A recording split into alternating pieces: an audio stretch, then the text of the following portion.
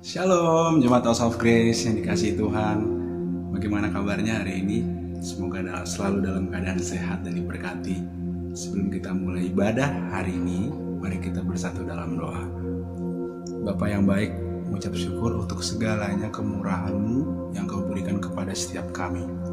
Hari ini Tuhan, kami kembali bersuka dipertemukan dalam ibadah. Walaupun ibadah virtual ini Bapa, kami sungguh bersyukur karena kami begitu merasakan kasih dan penyertaan-Mu. Terima kasih Tuhan atas segala anugerah-Mu, kasih-Mu dan cinta-Mu kepada kami, kepada keluarga kami juga. Mengucap syukur Tuhan atas segalanya yang telah Engkau berikan. Dalam nama-Mu kami berdoa mengucap syukur. Haleluya. Amin. Yuk Bapak Ibu, saudara semua, mari kita bernyanyi Hatiku Percaya.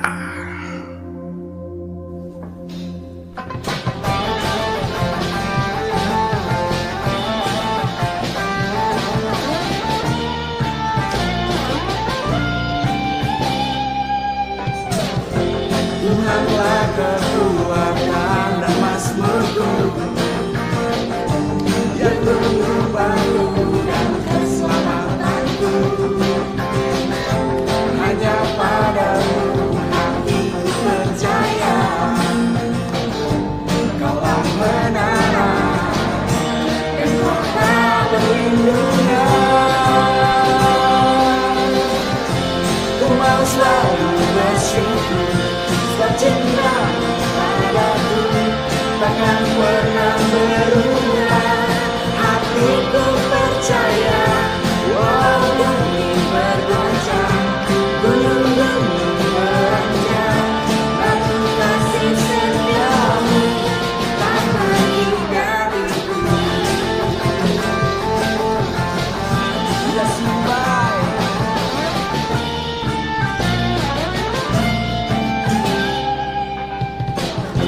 Tuhanlah kekuatan dan mazmurku,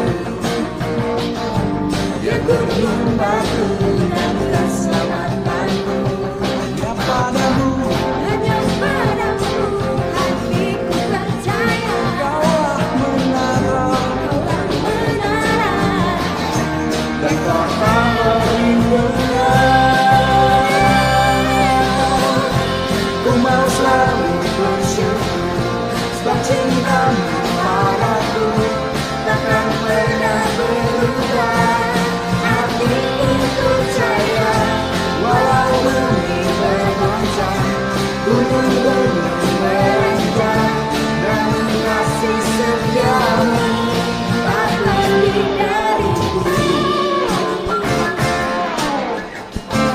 Kaulah menaraku,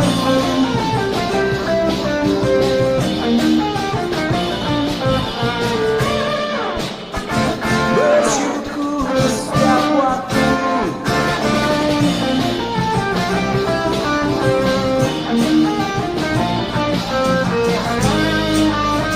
Haleluya.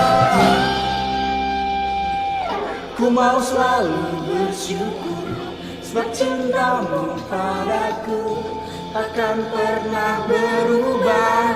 Hatiku percaya, walau bumi bergoncang, gunung-gunung beranjak, namun kasih setia-Mu tak pergi dariku.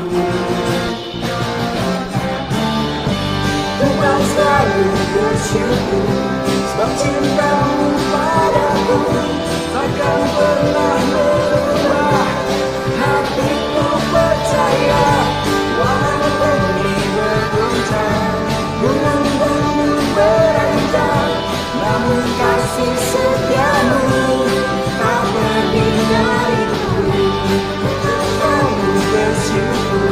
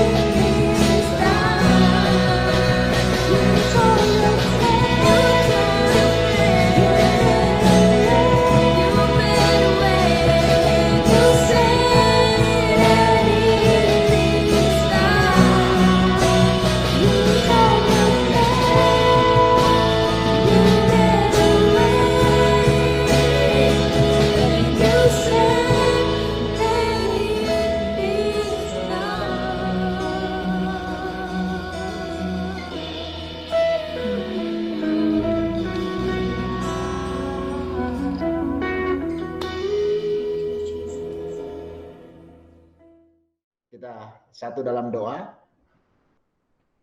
Kami bersyukur, terima kasih ya Tuhan, kalau sepanjang minggu telah kami lalui, telah kami lewati, kami melihat tangan-Mu yang penuh dengan kasih itu Tuhan, memelihara kami, menjaga kami, memberkati kami, memberikan kami kekuatan dan kesehatan hingga pada hari ini ya Tuhan.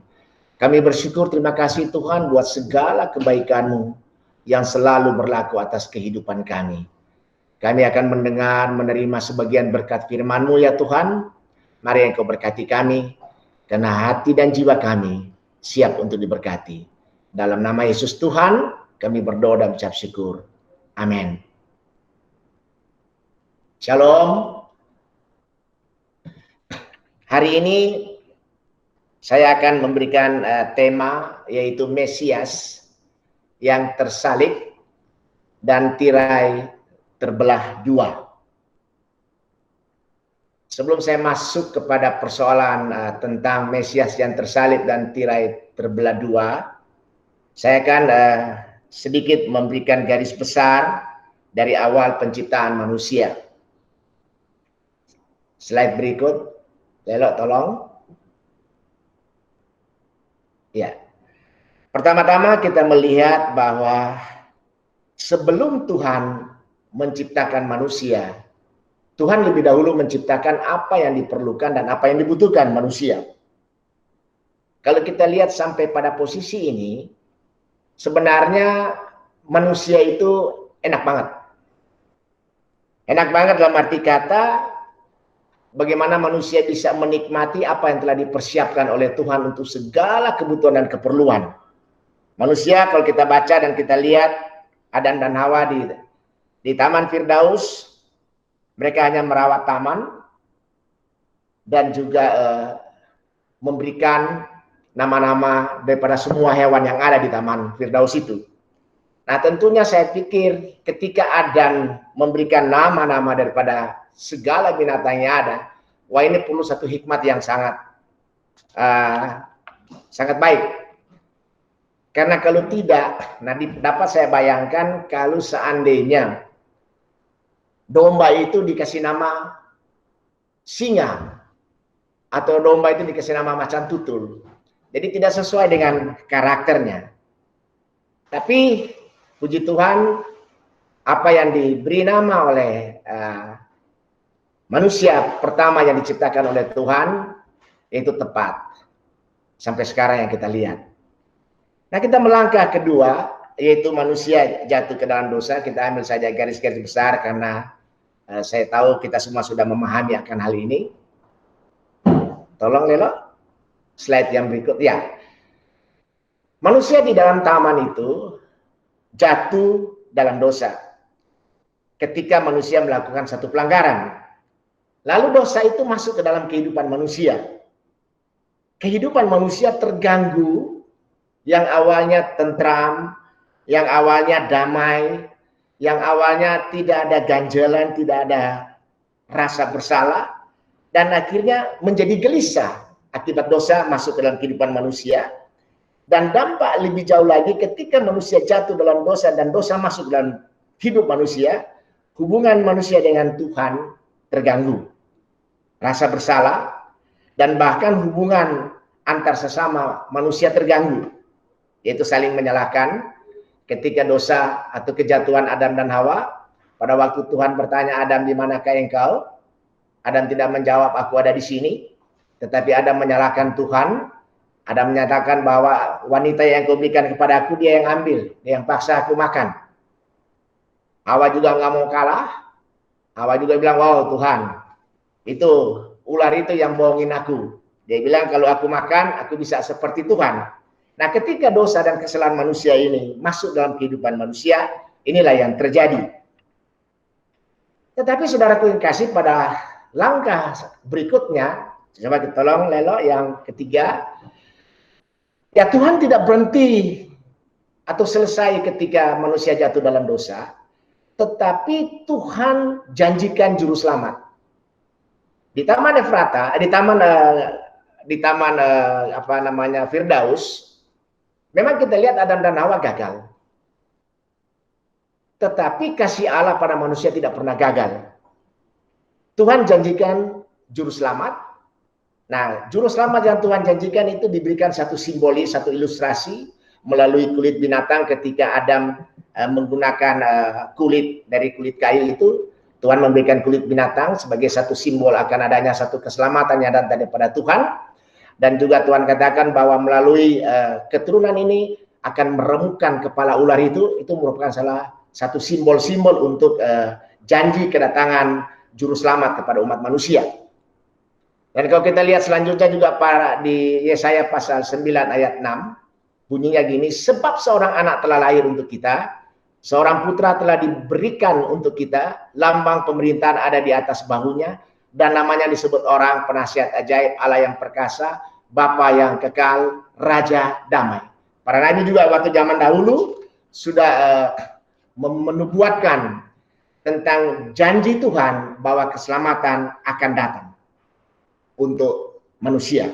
Jadi manusia boleh gagal, tapi Allah tidak pernah gagal. Kasih Allah pada manusia kekal selama-lamanya, tidak pernah gagal. Langkah selanjutnya apa yang terjadi kita lihat. Nah, di sini saya mencoba menarik apa semua yang kesalahan yang dilakukan oleh orang Yahudi tentang konsep kedatangan Mesias yang untuk menyelamatkan manusia ketika manusia itu gagal di dalam Taman Firdaus, ketika manusia itu jatuh dalam dosa. Nah, ketika janji ini datang, di sini pemikiran kesalahan yang dilakukan oleh orang Yahudi adalah mereka menjadikan Mesias itu adalah Mesias nasionalis. Nah, nanti kita lihat urutan selanjutnya. Kesalahan yang mereka lakukan bahwa mereka mengatakan bahwa Mesias itu hanya untuk orang Yahudi, bukan untuk orang lain. Jadi berfokus dan orientasi kepada orang Yahudi tok, nggak ada bangsa lain. Nah, di sini kesalahan yang dilakukan salah suatu penafsiran, satu pemikiran daripada bangsa Yahudi tentang kedatangan Mesias yang akan datangnya untuk menyelamatkan seluruh umat manusia. Salah satu contoh yang cukup mendekati kepada pemikiran Mesias yang nasionalis adalah Yunus dan Niniwe. Ketika Tuhan mengutuskan Yunus untuk pergi ke Niniwe untuk menyelamatkan bangsa Niniwe, Yunus tidak mau. Tafsiran mengatakan bahwa nasionalisme daripada Yunus itu terlalu kuat. Dia katakan bahwa keselamatan hanya ada di bangsa Israel, bukan bangsa lain. Hanya di Yahudi, bukan bangsa lain. Nah, ini adalah kesalahan pemikiran dari bangsa Yahudi tentang kedatangan Mesias. Nah, lalu yang berikut lagi, bangsa Yahudi ingin menjadikan Mesias selain Mesias nasionalis hanya untuk bangsa Israel saja, bukan untuk bangsa lain, tetapi mereka menjadikan Mesias politis, yaitu mereka berpikir dan mereka membuat satu konsep bahwa Mesias yang akan datang adalah Mesias yang akan membangun kerajaan Israel. Kemudian mereka berpikir bahwa selain Mesias yang akan datang itu bukan saja untuk membangun kerajaan Israel, tapi mereka mau menjadikan Yesus raja di Israel, seperti zaman Daud dan zaman Salomo. Dan lebih jauh daripada itu, mereka ingin menjadikan Mesias politis untuk membebaskan bangsa Israel daripada jajahan Romawi. Nah, inilah salah satu daripada bagian-bagian kesalahan yang dilakukan oleh orang Yahudi ketika mereka menangkap dan mereka melihat kedatangan Mesias pada waktu itu. Slide berikutnya yang 4. Nah, kesalahan berikut adalah orang Yahudi melihat bahwa kedatangan Mesias untuk kepentingan Yahudi aja, egois. Mesias datang hanya untuk bangsa Israel, yaitu secara nasionalistis. Jadi mereka berpikir kepada diri mereka sendiri. Sedangkan Tuhan melihat bahwa kedatangan Mesias ke dalam dunia untuk menyelamatkan manusia dan dunia. Dan untuk menyelamatkan untuk manusia dan dunia. Nah, disinilah letak persoalannya. Sehingga kenapa sampai sekarang ini terjadi dua pemahaman yang sangat tajam perbedaannya di Israel, di mana yang lain tetap menantikan Mesias tidak seperti yang sudah ada, yang lain menerima bahwa Mesias itulah Yesus Kristus. Nah, coba kita lihat di dalam respons orang Yahudi pada waktu Yesus datang ke dalam dunia. Matius 21 ayat 8 sampai 10. Ayat 8, orang banyak yang sangat besar jumlahnya. Ini pada waktu Mesias mau masuk ke Yerusalem. Orang banyak yang sangat besar jumlahnya menghamparkan pakaiannya di jalan. Ada pula yang memotong ranting-ranting dari pohon-pohon dan menyebarkannya di jalan. Dan orang banyak yang berjalan di depan Yesus dan yang mengikuti Yesus dari belakang berseru. Katanya, Hosana bagi anak Daud. Diberkatilah dia yang datang dalam nama Tuhan. Hosana yang maha tinggi. Dan ketika ia masuk ke Yerusalem, gemparlah kota itu. Dan orang berkata, siapakah orang ini? Nah, di sini terlihat bahwa orang banyak memberikan satu respons yang begitu menggembirakan, begitu antusias. Karena mereka berpikir, inilah Mesias nasionalisme. Inilah Mesias nasionalistis untuk bangsa Israel. Dan inilah Mesias yang untuk menjadi raja bangsa Israel, dan yang untuk menjadi raja yang akan membebaskan bangsa Israel daripada jajahan Romawi. Coba slide berikutnya. Tolong Lelo, slide berikutnya. Ya. Rupa-rupanya kalau kita lihat pada ayat Lukas 19 ayat 36-38, rupa-rupanya yang punya konsep dan pemikiran yang salah ini tidak saja hanya berlaku pada orang Yahudi pada umumnya. Tapi di dalam Lukas pasal 19 ayat 36 sampai 38, di sini tergambar bahwa para murid Tuhan juga mempunyai konsep yang sama. Mempunyai kesalahan yang sama, mempunyai satu pemikiran yang sama, ya. Ayat 36. Dan sementara Yesus mengendarai kedelai itu, mereka menghamparkan pakaiannya di jalan. Ketika Yesus dekat Yerusalem, di tempat jalan menurun dari Bukit Zaitun, mulailah semua murid yang mengelilingi dia bergembira dan memuji Allah dengan suara yang nyaring. Oleh karena mujizat yang telah mereka lihat, kata mereka, diberkatilah dia yang datang sebagai raja dalam nama Tuhan, dan damai sejahtera di surga dan kemuliaan di tempat yang maha tinggi. Jadi kesalahan yang dilakukan hal ini tidak saja semata-mata pemikiran daripada masyarakat Yahudi pada umumnya tentang kedatangan Mesias untuk menyelamatkan manusia, tapi para murid juga yang sudah berjalan bersama-sama dengan Tuhan, mereka juga mempunyai pemikiran yang salah. Itu pemikiran yang nasionalistis, yang punya pemikiran untuk diri sendiri. Mereka tidak lihat bahwa dari sisi perspektif ilahi dan pandangan ilahi, bahwa sebenarnya kedatangan Mesias adalah janji Tuhan untuk menyelamatkan dunia dan manusia pada umumnya. Slide berikutnya, tolong Lelo. Nah, kita lihat di Yerusalem juga, di situ diputuskan. Nah, saya lihat di sini ya, pada ayat 13-24, bahwa Mesias harus disalibkan sampai mati. Nah, kalau kita pelajari, kita lihat sampai ke dalamnya di sini, bahwa yang berteriak untuk Mesias disalibkan, dan pilihan pada waktu itu Pilatus memberikan satu pilihan untuk menyelamatkan Yesus yang tidak bersalah tetapi harus disalibkan. Dia katakan, mana yang kalian pilih? Apakah Barabas atau Mesias? Tetapi semua mengatakan, bebaskan Barabas, salibkan Mesias.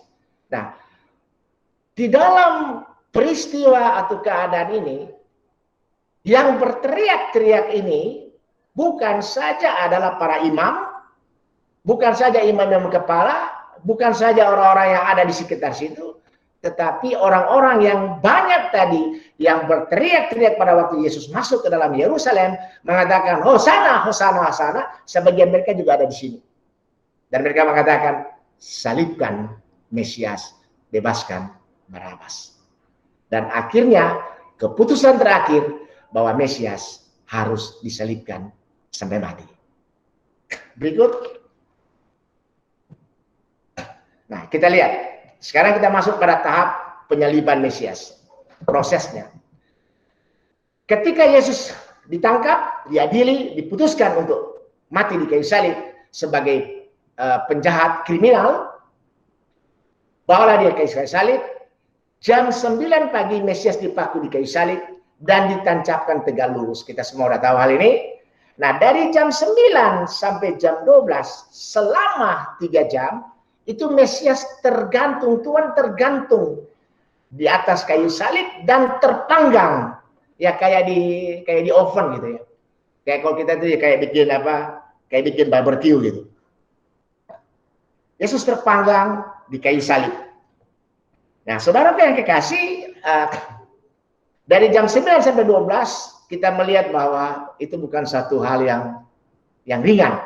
Bagaimana dia harus menahan berat tubuhnya yang tergantung dengan paku saja, dan kemudian gravitasi bumi itu yang menarik tubuhnya untuk turun. Wah, itu satu penderitaan yang bukan main menderitanya. Nah, selanjutnya, tetapi saudaraku yang kekasih, dari jam 9 sampai jam 12, Tuhan Yesus tergantung dan terpanggang di terik matahari. Dari jam 12 sampai jam 3 sore, sebelum Yesus meninggal, itu terjadi sesuatu peristiwa alam yang begitu dahsyat sekali. Alkitab mengatakan bahwa sebelum Yesus mati, sebelum kematian Yesus, terjadilah gelap gulita di sekitar situ. Terjadi gelap gulita. Dan ternyata gelap gulita ini bukan saja hanya meliputi Yerusalem, tetapi bukan juga hanya meliputi sampai ke Yudea, tetapi sampai ke muka bumi. Seluruh bumi gelap gulita selama 3 jam. Dan gelap gulita yang terjadi pada waktu Yesus disalibkan, itu bukanlah satu gelap gulita biasa atau sekedar awan tebal. Kalau di sini dikatakan mau hujan lokal atau awan lokal, tetapi itu adalah alam yang memperlihatkan peristiwa itu. Dan bukan juga gelap gulita selama 3 jam, itu bukanlah yang kita sebut gerhana matahari. Karena gerhana matahari tidak ada 3 jam lamanya. Sedangkan kalau kita lihat, yang kita paham, dari jam 12 naik ke atas sampai jam 2, jam 3, itu adalah sangat kuat sekali matahari itu, memperlihatkan energinya yang panas sekali. Nah, di situ Yesus tergantung selama 3 jam. Nah, gelap gulita bukan yang terjadi di sekitar situ, bukan juga untuk sekedar menutupi, melindungi, atau menyelubungi para murid Yesus yang sedang melarikan diri dari cengkraman penguasa agama atau para imam. Dan gelap gulita selama 3 jam sebelum kematian Mesias, gelap gulita bukan dipakai Tuhan untuk pembalasan terhadap orang-orang yang menyalibkan Yesus atau orang-orang yang merancang kematian Yesus. Slide berikutnya. Nah, tetapi apa yang terjadi yang kita lihat? Tetapi di dalam gelap gulita yang berlangsung selama 3 jam, kita melihat ada suatu harapan bahwa terang yang baru akan bersinar. Di dalam gelap gulita selama 3 jam, ada suatu harapan baru yang akan terbit, yaitu hari baru akan terbit. Di dalam gelap gulita selama 3 jam, ada suatu harapan baru bahwa keselamatan akan dirasakan, akan dialami oleh manusia. Pada waktu Tuhan sebelum menciptakan dunia ini, Alkitab mengatakan bahwa dunia ini masih kacau balau, gelap dan segala macam belum berbentuk. Ketika Allah hadir di dalam gelap gulita seperti itu, Allah mencipta dan terjadi sesuatu, tercipta sesuatu. Allah menghasilkan sesuatu yang baru, yang belum pernah terjadi di dalam kegelapan itu, di dalam dunia yang masih kacau balau, yang masih gelap. Allah mencipta sesuatu yang baru, yang belum pernah terjadi sebelumnya. Karena Allah Sang Pencipta. Kalau Pastor Hongki suka katakan, bukan bengkel yang renovasi, tetapi sesuatu yang baru yang belum pernah terjadi. Ketika Tuhan mencipta, segala sesuatu terjadi. Nah, di dalam kegelapan selama 3 jam, terang baru akan terbersinar, hari baru akan terbit, pengalaman baru tentang keselamatan akan dialami dan dirasakan oleh manusia. Selanjutnya, B, belum sebelumnya,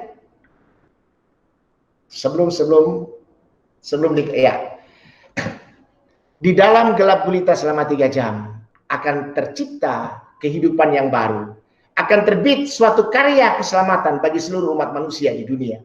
Di dalam gelap selama 3 jam sebelum kematian Kristus, kita akan melihat akan berakhir seorang Mesias nasionalis, Mesias politis bangsa Israel, seperti yang diharapkan, dinanti-nantikan oleh bangsa Israel, karena pemikiran mereka yang keliru tentang kedatangan Yesus untuk seluruh umat manusia.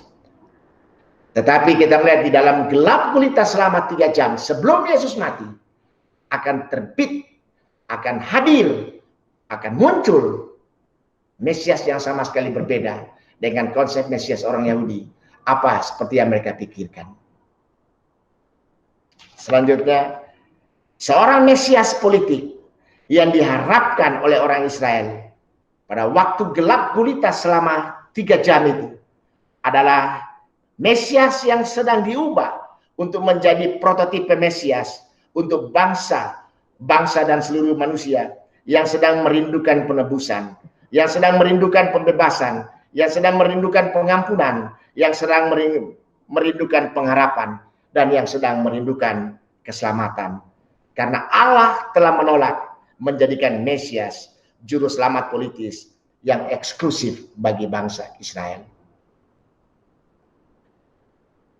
3 jam lamanya terjadi suatu gelap gulita yang memang itu terjadi. Benar-benar terjadi. Kemudian Yesus mengembuskan nafasnya yang terakhir. Istilah kata kematian Mesias. Kita lihat di dalam Matius pasal 27 ayat 51 sampai 54. Dan lihatlah, tabir bait suci terbelah 2 dari atas sampai ke bawah, dari atas sampai ke bawah, dan terjadilah gempa bumi, dan bukit-bukit batu terbelah, dan kuburan-kuburan terbuka, dan banyak orang kudus yang telah meninggal bangkit. Sebelum Yesus mati, kita lihat peristiwa-peristiwa yang akan muncul ketika terjadi kegelapan, gelap gulita selama 3 jam. Dan pada akhirnya, pada ujung daripada gelap gulita selama 3 jam, kematian Kristus. Dan pada waktu Yesus meninggal, terjadilah susulannya yang kita lihat. Bumi bergetar, terjadi gempa bumi, bukit-bukit batu terbelah, dan kubur terbuka, dan orang-orang kudus bangkit, berjumpa dengan Tuhan. Dan juga kita lihat, tirai bait Allah terbelah 2. Seakan-akan peristiwa ini alam juga ingin mengatakan bahwa bumi tidak dapat menahan getaran yang ada terjadi di sekitar salib itu. Seakan-akan bumi tidak dapat menerima, atau seakan-akan bumi berduka tentang kematian Mesias yang dia pasrah membisu tanpa satu perlawanan.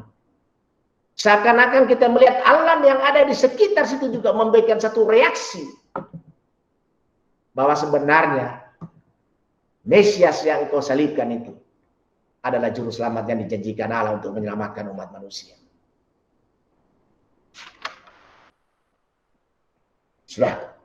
Saudara yang kekasih, kita lihat selanjutnya sisi pandang Yahudi tentang Mesias. Ketika Mesias mati, awalnya kalau kita melihat pada waktu Yesus masuk, sebelum Yesus diputuskan untuk naik di kayu salib.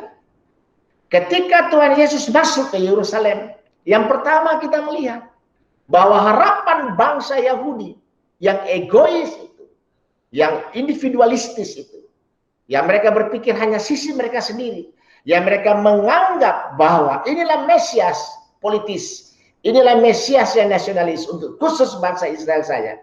Tetapi ketika mereka melihat bahwa Yesus mati di kayu salib, seketika itu hilanglah harapan Yahudi untuk Mesias menjadi raja bangsa Israel. Hilangnya harapan akan pulihnya Israel kepada kemuliaannya di masa lalu. Kini dengan kematian Yesus, Mesias di kayu salib, tersungkur ke tanah. Dalam arti kata, pupus sudah. Selesai harapan mereka.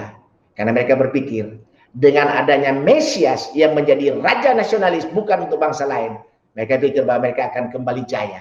Seperti zaman Salomo, seperti zamannya Raja Daud. Tetapi ketika Mesias itu harus mati di kayu salib, kekecewaan nasional bangsa Israel muncul dalam hidup mereka. Kemudian saudara yang kekasih, kita lihat dengan peristiwa kematian Yesus. Bagi saya berpikir ini adalah satu mimpi buruk. Mimpi yang mengerikan bangsa Israel. Karena ini adalah satu tragedi secara nasional itu bangsa Israel. Dari sisi pandang, kita masuk berikutnya. Sisi pandang ilahi tentang kematian Mesias. Dengan kematian Mesias, sebenarnya Tuhan memperlihatkan bahwa Allah mengizinkan pengharapan akan Mesias nasionalis politis Yahudi tersalibkan.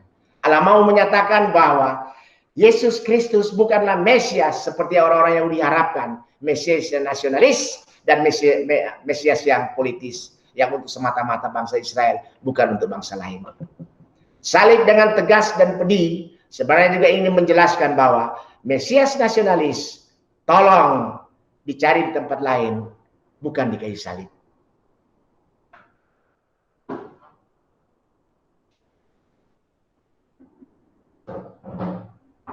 Allah ingin juga menyatakan bahwa Mesias yang tersalib bukan diutus untuk menjadi Mesias nasionalis, Mesias politis, atau Mesias satu bangsa. Kita masuk selanjutnya, slide berikutnya, yaitu tirai terbelah dua. Di dalam Markus pasal 15 ayat 33 sampai 38. Pada jam 12 kegelapan meliputi seluruh daerah itu dan berlangsung sampai jam 3. Dan pada jam 3 berserulah Yesus dengan suara nyaring, Eloi, Eloi, lama sabachthani, yang artinya, Allahku, Allahku, mengapa engkau meninggalkan aku? Mendengar itu beberapa orang terdiri di situ berkata, lihat, ia memanggil Elia. Maka datanglah seorang dengan bunga karang, mencelupkannya ke dalam anggur asam, lalu mencucukkannya pada sebatang bulu dan memberi Yesus minum, serta berkata, baiklah kita tunggu dan melihat apakah Elia datang untuk menurunkan dia. Lalu berserulah Yesus dengan suara nyaring dan menyerahkan nyawanya. Ketika itu tabir suci terbelah dua dari atas ke bawah. Tirai terbelah dua. Saya ingin memberikan penjelasan sedikit tentang tirai bait Allah. Tirai bait Allah itu sebenarnya dibuat tuh sangat kuat. Dan tirai itu dibuat kualitasnya sangat baik dan sangat tebal. Dan tidak gampang robek. Coba tolong Lelo selanjutnya. Ya, harus kuat, tebal, dan tidak gampang robek. Dan tidak tembus pandang. Jadi di balik tirai sini tidak bisa melihat tirai ke dalam. Tidak bisa melihat sampai ke dalam. Tidak bisa menembus pandang. Karena di dalam bait Allah ada tersimpan dan melindungi rahasia mesianis. Rahasia Mesias menurut bangsa Yahudi. Sebagai pusat kehidupan ibadah atau pusat kehidupan keagamaan orang Yahudi yang tidak bisa dibagikan pada orang luar, apalagi non-Yahudi. Inilah di sini egois mereka. Disinilah nasionalistis mereka. Disinilah nasionalisme mereka. Mereka berpikir bahwa Mesias hanya untuk bangsa Yahudi. Di sini salah pemikiran mereka. Kalau Pak Ongki suka bilang ini para teologi, kalau saya bilang ini yang bikin salah sini imam-imam, ini profesor teologi semua yang salah tafsir. Ya, karena yang menafsir bahwa tentang kedatangan Mesias hanya untuk bangsa Yahudi, itu bukan orang-orang pinggiran, bukan orang kelas bawah, tapi para imam yang ada di situ, para profesor yang mengerti akan hal itu. Paulus pun juga masuk dalam kategori itu sebelum dia berangkat menuju Damsyik. Karena dia tahu bahwa bukan itu Mesias yang dinanti-nantikan bangsa Israel. Pada waktu itu yang berpihak kepada Yesus untuk pada waktu dia mau disalibkan, diputuskan di depan Pilatus, itu hanyalah Nikodemus. Nikodemus sampai mengatakan, jangan dulu ambil sikap, jangan dulu ambil tindakan. Periksa dulu apakah dia melakukan satu kejahatan seperti yang dituduhkan oleh bangsa Israel dan para imam, sesuai dengan perbuatannya atau tidak. Pembelaan yang dilakukan oleh Nikodemus. Tetapi suara orang banyak pada waktu itu, salibkan dia, dapat mengalahkan suara daripada Nikodemus. Tapi kita lihat, Nikodemus adalah kelompok orang-orang ahli Taurat. Tetapi dia berpihak kepada Yesus, karena dia lihat ada kebenaran di dalam kedatangan Yesus untuk menyelamatkan manusia. Nah, kemudian kita lihat hal yang berikut. Kenapa tirai bait Allah itu harus kuat, tebal, tidak gampang robek dan tidak pandang tembus? Karena kerahasiaan Mesias, mesianis menurut para imam Yahudi, itu harus dijaga. Dijaga amat hati-hati oleh para imam. Dan disembunyikan agar supaya orang-orang yang gak saleh menurut konsep mereka, menurut pandangan mereka, menurut klasifikasi mereka. Mereka bilang orang yang gak saleh, orang miskin, budak, orang berdosa, orang kafir, pelacur, dan anak-anak nggak layak untuk melihat di balik tirai itu. Hanya boleh imam-imam kepala. Ini konsep yang mereka buat sendiri. Akibatnya, apa yang terjadi? Karena konsep yang mereka buat sendiri, akibatnya orang-orang yang penuh kerinduan, orang-orang yang menderita, orang-orang yang menangis, orang-orang yang tertindas, orang-orang yang kecewa, orang-orang yang tercekam ketidakpastian, terhalangi dan tidak bisa melihat Tuhan yang ada di balik tirai itu. Itu dampak negatifnya, akibat daripada bait Allah atau tirai yang dibuat oleh para imam itu untuk kepentingan mereka sendiri. Dan bahkan bisa saya katakan itu dipolitisir oleh bangsa itu, oleh para imam itu. Nah, berikutnya, Lelo tolong dibayar. Ketika Yesus mati di kayu salib, Alkitab berkata yang tadi kita sudah lihat. Kita sudah lihat di dalam Markus pasal 15 tadi. Tirai terbelah dua dari atas ke bawah. Saya melihat bahwa tirai itu robek. Tidak secara sungkan-sungkan atau tidak secara nggak enak hati. Tetapi dia robek dengan cepat, mendadak dalam satu tarikan nafas. Dia kayak begini, terbelah. Jadi dia nggak robek aduh sungkan, nggak enak para imam ya, kita robek separuh aja, biar separuh dilihat oleh orang-orang yang merindukannya, biar separuh dapat masih dijaga kerahasiaannya oleh para imam kepala. Aduh, udah jangan dadakan. Kita bikin robeknya sebulan, seperempat, 2 bulan, 3 bulan. Ya buat jaga hubungan dengan orang-orang dengan para imam. Tetapi Alkitab mengatakan bahwa tirai itu robek begitu cepat, begitu mendadak, dan hanya dalam satu tarikan nafas kayak terbelah dua. Dan ketika tirai itu robek, tidak dapat dijahit, tidak dapat ditambal, atau dibiarkan, tidak dapat diperbaiki. Dan tirai itu dibiarkan robek dan terbuka.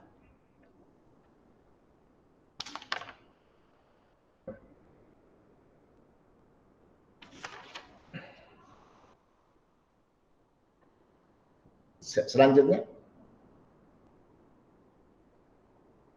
Lelo tolong selanjutnya. 5. Ya. Tirai itu robek. Saya memberikan ya satu keterangan di atasnya ini, itu tirai itu sebenarnya ya tidak perlu menggunakan kalimat robek. Saya lebih cenderung mengatakan tirai itu sudah seharusnya robek.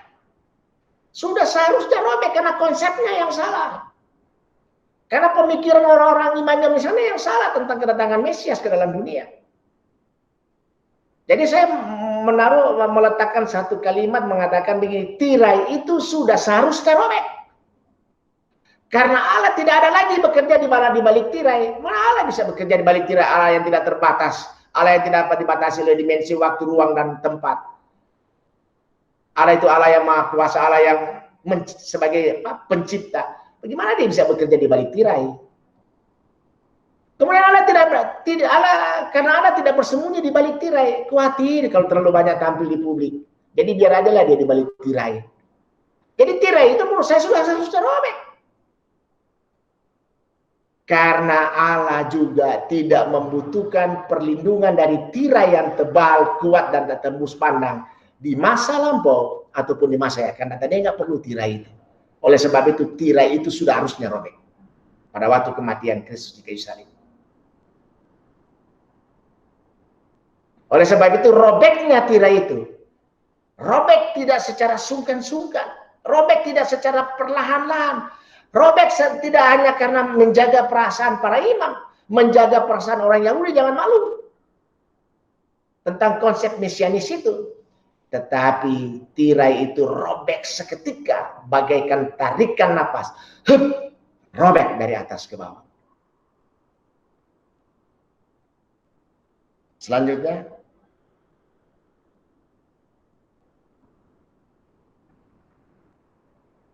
ya, dan tirai itu sudah seharusnya robek karena memang sudah expired date, sudah habis masa berlakunya zaman dulu itu. Tirai itu sudah harus robek agar orang-orang yang putus asa mereka bisa mendapatkan pengharapan, agar orang-orang yang putus asa mereka boleh mendapatkan sukacita dan kehidupan. Tirai itu sudah seharusnya robek agar orang-orang yang berada di pelataran, yang sekian lamanya menunggu. Kalau kita lihat di dalam pembelajaran tabernakel, ini orang-orang yang ada di pelataran itu dianggap oleh para imam ini orang-orang yang nggak berguna-guna. Ya, orang miskin lah di situ, ya orang yang tidak ada apa-apanya lah di situ, orang-orang berdosa lah di situ, udah segala macam. Jadi mereka adanya di pelataran. Nah, mereka menunggu-nunggu berita dari dalam. Nah, akibat daripada tirai itu yang mereka tidak terhalang oleh tirai itu, mereka bisa berjumpa dengan Tuhan. Oleh sebab itu tirai itu harus robek agar orang-orang yang dianggap orang-orang yang tidak ada apa-apanya yang berada di pelataran, mereka bisa mendapatkan penghiburan, mereka bisa mendapatkan pengharapan, mereka bisa berjumpa dengan Tuhan, dan tidak ada lagi tirai pembatas antara mereka dan Tuhan.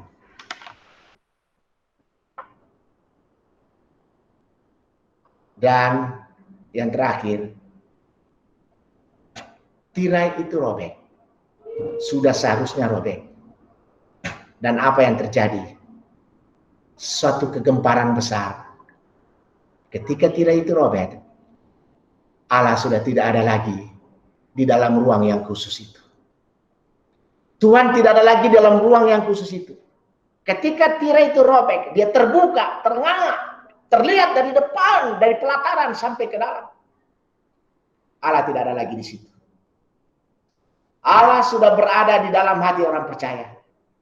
Sudah berada di luar gedung yang keramat dan misterius itu, yaitu ruang kudus itu. Agar supaya semua orang dapat berjumpa dan menyapa Tuhan. Terutama orang-orang yang tersingkir. Terutama orang-orang yang diacuhkan. Terutama bagi orang-orang yang tidak diperhitungkan. Yaitu petani, buruh, kaum yang lemah, kaum papa, orang berdosa, orang-orang yang tertindas, orang-orang yang tersingkir, orang-orang miskin. Agar dengan tangannya yang penuh kasih mengampiri dan terhampiri dan merangkul kita yang dikasihinya. Tirai itu sudah seharusnya robek. Agar supaya pembatas yang menghalangi hubungan antara Tuhan dan manusia bisa dapat bersatu kembali. Dan dalam perjanjian baru mengatakan, ketika kita menerima Dia sebagai Tuhan dan Juru Selamat, Allah sudah ada bersama-sama dengan kita. Dan terus-menerus bersama-sama dengan kita. Memberikan kita kekuatan, memberikan kita kemampuan, memberikan kita sukacita, memberikan kita kasih-Nya yang begitu dalam, dan memberikan kita satu pengharapan di masa yang akan datang. Dan tidak susah lagi kita harus berada di pelataran untuk menunggu berita dari imam yang di dalam. Tapi dengan tirai yang itu robek, kubur yang sudah kosong, setiap saat kita dapat berjumpa dengan Tuhan yang penuh kasih, dapat dihampiri dan dapat terhampiri, dan selalu merangkul kita dengan belas kasihannya, dengan Allah yang Maha Kasih. Lihat Tuhan, andalkan Tuhan, harap pada Tuhan. Dia mengasihi kita setiap saat, Dia ada dengan kita. Amin. Mari kita satu dalam doa. Kami bersyukur, terima kasih ya Tuhan. Sekalipun dalam kisah Adam dan Hawa memperlihatkan kegagalan manusia, tetapi Engkau juga memberikan satu ketegasan. Manusia boleh gagal, tapi kasih Allah tidak pernah gagal. Engkau sudah memulai dengan sesuatu niat yang begitu baik dan indah sekali untuk manusia yang Engkau ciptakan. Untuk manusia yang Engkau telah persiapkan sebelum manusia diciptakan, yang sebenarnya semata-matanya untuk menikmati hubungan relasi dengan Engkau, hanya untuk semata-mata menikmati apa yang telah Engkau siapkan, apa yang telah Engkau ciptakan untuk kebutuhan manusia. Tetapi ketika manusia gagal, ketika manusia jatuh, ya Tuhan, Engkau tetap Allah yang tidak pernah gagal akan kasih-Mu. Engkau tetap menjanjikan bahwa Engkau akan datang, Engkau akan naik ke kayu salib. Ya Tuhan, agar supaya manusia boleh kembali terjadi satu relasi dan menikmati satu indahnya hubungan kasih bersama dengan Engkau ya Tuhan. Ya Bapa di surga, kami mohon ampun karena seringkali dengan kemampuan berpikir kami, dengan egois kami, dengan pemikiran kami, seringkali pemikiran itu bukan membawa kami semakin dekat dengan Engkau, tetapi kadang-kadang seringkali pemikiran kami itu membawa kami semakin jauh dengan Engkau. Tetapi satu hal yang kami lihat ya Tuhan, Engkau begitu mengasihi kami. Terima kasih Bapa, buat pengorbanan-Mu di kayu salib. Engkau telah mengembalikan kepada kami satu hubungan, satu relasi. Engkau Allah yang dapat dihampiri, Engkau Allah yang dapat terhampiri, karena Engkau selalu merangkul kami dengan belas kasihan-Mu. Terima kasih Bapa, dalam situasi dan kondisi seperti ini ya Tuhan, Engkau mau mati di kayu salib. Itu satu bukti Bapa, bahwa Engkau sungguh mengasihi kami. Situasi apapun juga, kondisi apapun juga yang kami sedang hadapi ya Tuhan, Engkau mengasihi kami. Engkau merangkul kami. Dan jika kami berseru, kami datang kepada Engkau ya Tuhan, Engkau adalah Allah yang dapat dihampiri dan dapat terhampiri, karena Engkau Allah yang mengasihi kami. Terima kasih Bapa, dalam nama Yesus Tuhan kami berdoa. Amin. Terima kasih Bu Rosma, terima kasih Pak Ongki, Tuhan berkati, terima kasih selamat. Kita akan doa untuk ada beberapa pemohon doa ya. Fia's uncle passed away, and Keisha's grandmother, she's in her 80s ya, passed away like a week ago or 2 weeks ago. And then kita there's birthdays, Dani's birthday, Dewi's birthday, Sebastian's birthday this June, and Oba Samuel's birthday. We pray for them, and also people are looking for jobs ya. So we pray for that God provides. Seperti tadi Pak John sudah khotbahkan bahwa Tuhan itu is with us, is in us. Dia kan he through the cross he proved his love for us and his provision. Dan kita akan doa untuk mereka yang ada yang duka, ada yang perlu kerjaan, dan ada yang celebrate their birthdays. Okay, let's pray. Dear Heavenly Father, we just thank you, Lord. Thank you for the cross the cross that bring everyone, Lord, to you, Lord. The cross that bring us a way and open up a way for us to go to you. The cross represents the Father's love for us, that He sent His Son, that would die for us, so that we could come to the Father, we could come to you, and we will come into your love. We thank you, Lord. And Lord, we just pray for Fia's family, her uncle's family, Lord, and also Keisha's family that's going through grieving times, Lord, the passing away of their uncles and also passing away of the grandma. We just pray, Lord, that your strength, oh Lord, your strength be with them, that you will give, that your peace will be with them, that your comfort will always covers them, Lord. And most of all, Lord, those that are grieving, the families that are left behind, that you give them hope, that they will see their loved ones again, Lord. And you give them the peace, Lord, that whatever you will bring them through this time of grieving, Lord. Be with them, O Lord, and strengthen them and give them your love, Lord, and covers them, Lord. We so pray, Lord, for those that are looking for jobs, those that has lost their jobs during this time of COVID, Lord. And we know that a lot of people lost their jobs because of this pandemic, Lord. I just pray, Lord, that your provisions, Lord, your cross is not just a cross of salvation, but a cross of provisions, Lord, that you provide. You provide for each and every one of your children, Lord, the ones that put their hopes in you, Lord. I just pray, Lord, for everyone that's looking for the jobs in House of Grace, Lord. Maybe the youngs, maybe the old, Lord, they are looking for opportunities to work. I pray, Lord, that you open doors for them. You give them opportunities that they, oh Lord, will find job. Well, when the world says it's impossible, in you all things are possible. And I just pray, Lord, that you provide them financially, and also provide and keep them, Lord, with your provisions, Lord, that is everlasting. We so pray, Lord, for those that celebrate their birthday, Dani, Dewi, Sebastian, Oba, Samuel, Lord, that has celebrated their birthdays in June. Another year of goodness, another year of your mercies, another year of your faithfulness, another year of your amazing love and your amazing cares and your amazing provisions for each and every one of them. I just pray, Lord, that they continue to taste the goodness of God and see the God that loves them, the goodness of His love, the goodness of His faithfulness, Lord, in their lives.